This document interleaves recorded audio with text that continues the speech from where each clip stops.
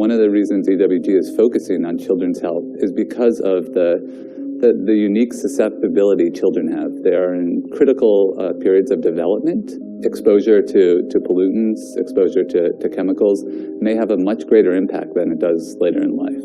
And so it's really critical to minimize that exposure, minimize the potential harm from contaminants. Unfortunately, in today's world, children are exposed to a lot of potentially harmful things. They're exposed to air pollution, which causes asthma and other respiratory diseases.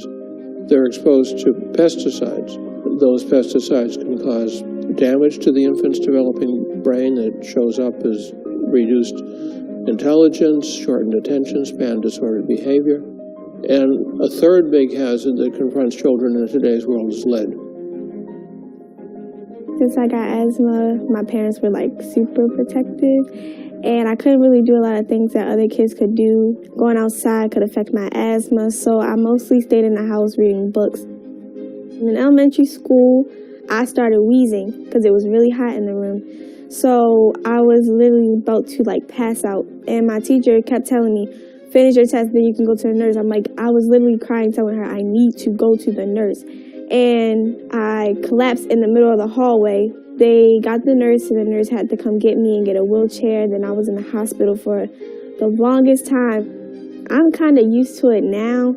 It's part of you, basically, so you have to make sure your breathing is right. Like, it's not something to play with. But, like, as a kid, you have to make sure your mom had you, and they're watching you take your inhaler, taking your nebulizers every 2 hours, and all that stuff.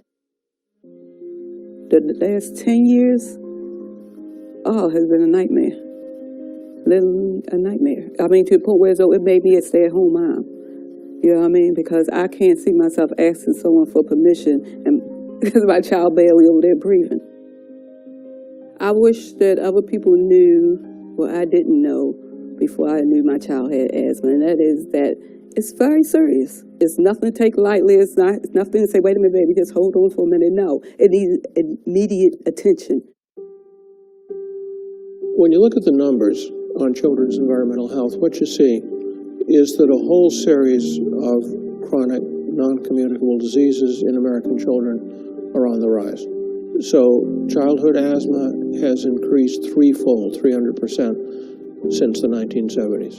Childhood cancer, the death rate is down, but the incidence of childhood cancer, the number of new cases per 1,000 children, has gone up 40%. Childhood obesity has tripled. Rates of neurological problems are skyrocketing.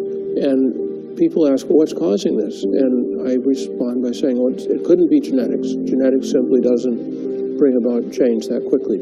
And so it's environment. And I think it's a combination of toxic chemicals, lifestyle changes. We're beginning to identify some of the specific chemicals that cause these diseases.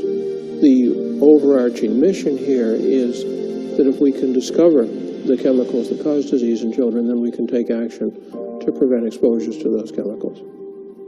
As a parent, I know all this information about chemical pollutants, contaminants, which product to buy, which product not to buy, can be extremely overwhelming. But at EWG, we really try to provide information to cut through the noise so that you know what to focus on, places where you can take direct action that may benefit your child's health.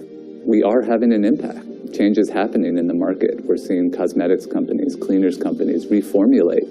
But at the same time, there's a significant amount of work to do. There's still hundreds of contaminants that we have very little safety information on, and other contaminants that are of concern and are still in products on the market and on the shelves today. With your support and with your involvement in these issues, we think even more change can happen.